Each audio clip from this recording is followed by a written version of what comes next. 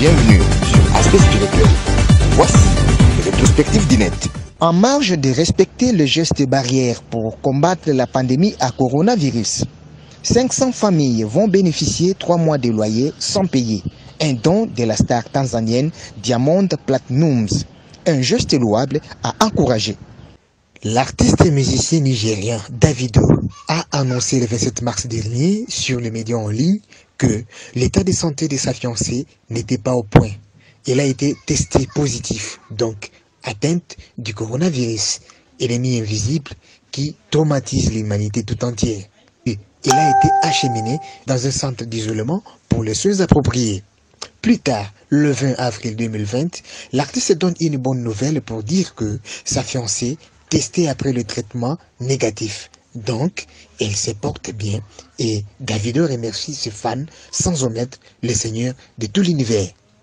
Devenu officiellement milliardaire, Kanye West pique une colère contre Forbes pour avoir mal compté ses dollars, mais alors que cette nouvelle aurait réjoui plus violemment pris au magazine Forbes avec qui il est en désaccord sur le montant de sa fortune de 3 milliards de dollars américains.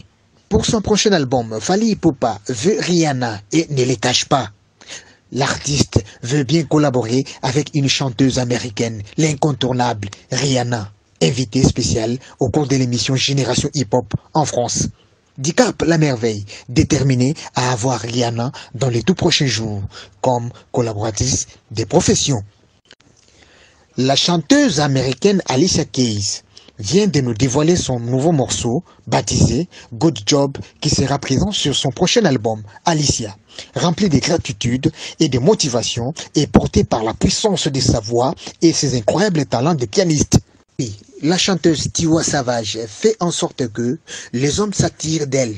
Elle lance un slogan « Épousez-moi maintenant car le prix de mon dos augmente ». Alpha Blondy, chanteur ivoirien, tire sur l'OMS pour sa gestion du Covid-19. Selon l'artiste, l'OMS n'est plus crédible. Le groupe Section d'Assaut est officiellement de retour, avec son équipe, y compris Maître Gims.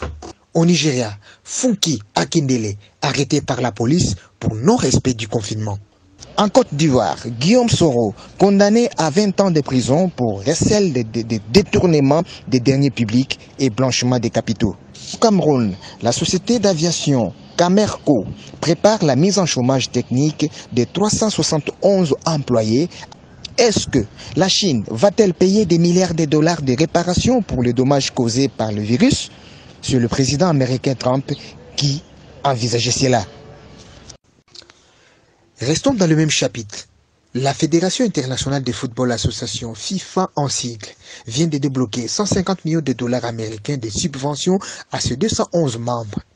Vendredi dernier, la FIFA a annoncé qu'elle versera dans les tout prochains jours la modique somme de 150 millions de dollars pour le même sujet à ses membres, soit l'ensemble des aides pour les années 2019 et 2020 afin de faire face aux conséquences de la pandémie du coronavirus. C'est par ici que nous bouclons la boucle. Dans les tout prochains jours, vous aurez d'autres informations africaines à la une. Au revoir.